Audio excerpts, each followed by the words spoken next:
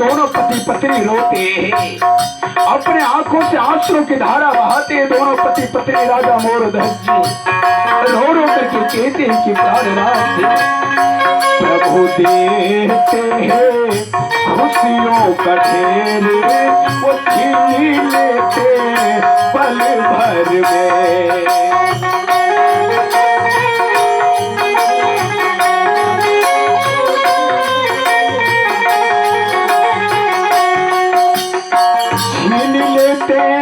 पल भर में हो रमा छीन लेते पल भर में। प्रभु देते हैं खुशियों का ढेर, वो छीन लेते पल भर में।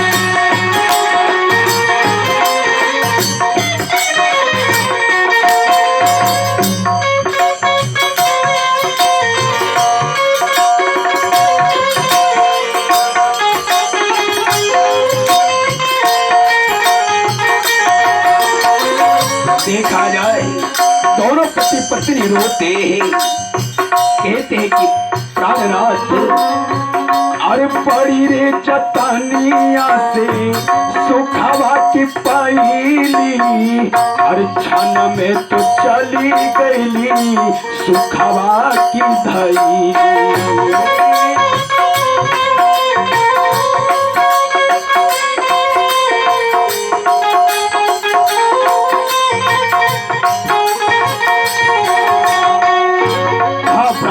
इतने जतन से सुख आया हमारे जीवन में, लेकिन अब लगता है परमात्मा ऐसे समय को ला दिए हैं कि वो सुख समाप्त हो जाएगा।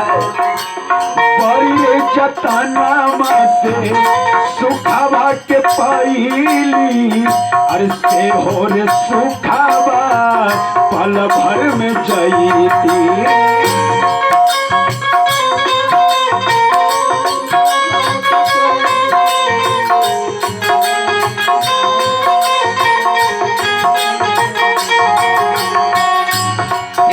प्राणनाथ चिंता मत करें, रोने से अब कुछ नहीं होने वाला है, क्योंकि आपने संकल्प कर लिया है संत महात्मा के समक्ष, संत भगवान के समक्ष। रानी पिंगला कह रही है राजा मोरध्वज से, प्रभु देते हैं खुशियों का ढेर, वो छीन लेते पल भर में।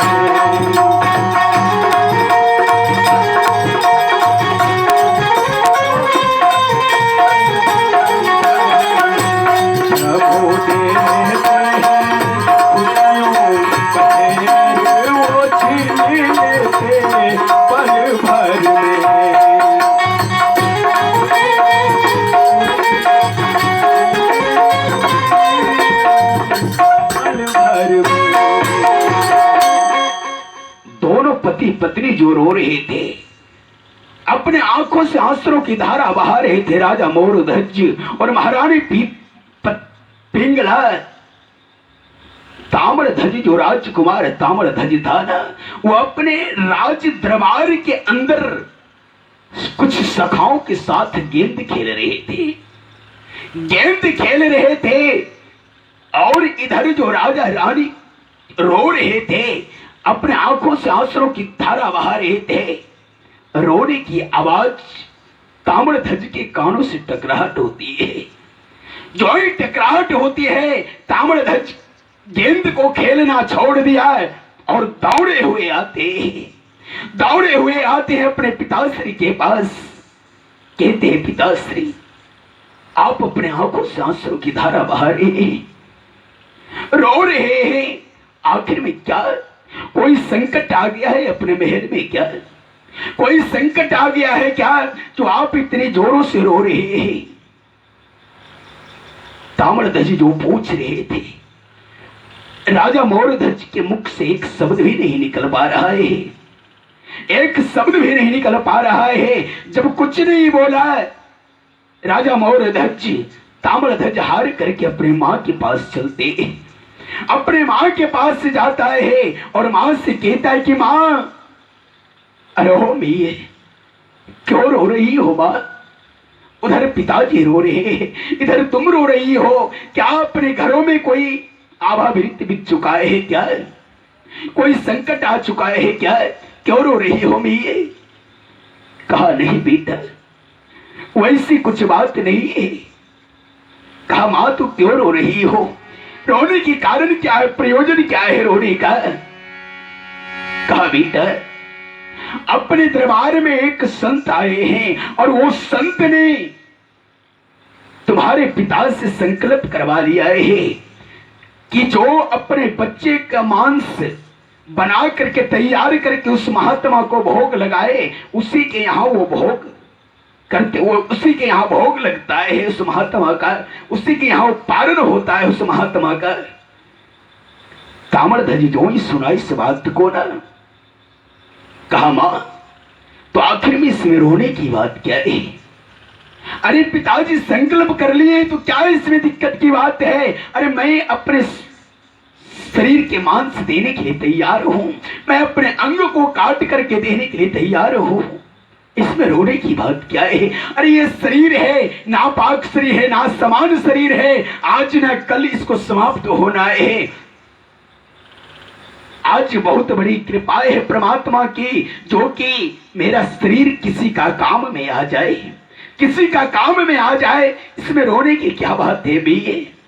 अरे ये संसार है, इस माया की बाजार है, इस माया की बाजार से आज ना कल तो जाना है ना। क्यों रो रही हो मां? क्यों रो रही हो भैया? ताम्रध्वज कहने लगे अपने मां से कि मां मत रो मां, अरे ये है माया के बाजार, ममता छोड़ो हमार। कहा मां ये माया की बाजार है भैया, मेरा ममता मत करो मां। अगर ये शरीर किसी के काम में आता है तो मैं अपने शरीर को देने के लिए तैयार हूं, तैयार हूं। ताम्रध्वज कहने लगे अरे ये है माया के बाजार, ममता छोड़ो हजार, मैया कोई ना रहा है सन सरवा में,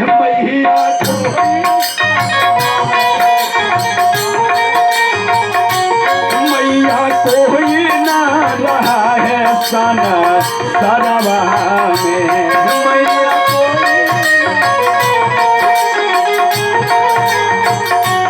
ये है माया के बाजार, ममता छोड़ो हमार।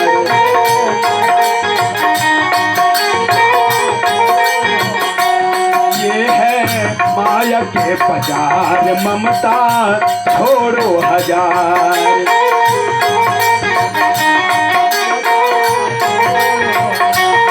मैया कोई ना रहा है सन सरवा में, मैया कोई ना,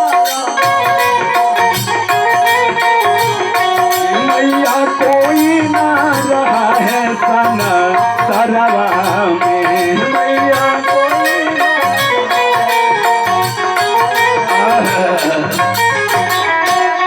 कहा मां मेरा ममता छोड़ दो मिये। अरे ये शरीर किसी के काम में आता है तो इसमें बुराई क्या है मां? मैं अपने शरीर को देने के लिए तैयार हूं मिये। ये मैंने राज्य भोग बहुत कर लिया है। अरे है तो दुनिया बई पार, ये है माया के बाजार, अरे है तो धन है अपार, ये तो माया के बाजार, अरे मैया अरे कोई ना रहा है जग सरवा में, मैया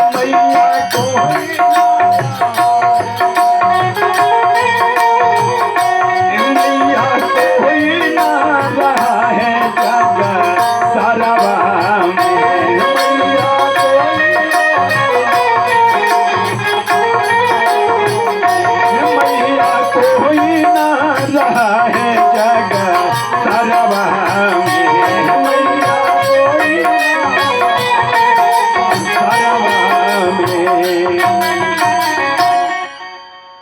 यहाँ कोई से जग सारा में रहने वाला नहीं, इसलिए चिंता मत करो। मैं अपने शरीर को देने के लिए तैयार हूँ। चलो अपने पिताश्री के पास।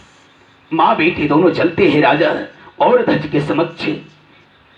ताम्रध्वज कहते हैं पिताश्री आप मत रोए, अरे ये संसार है।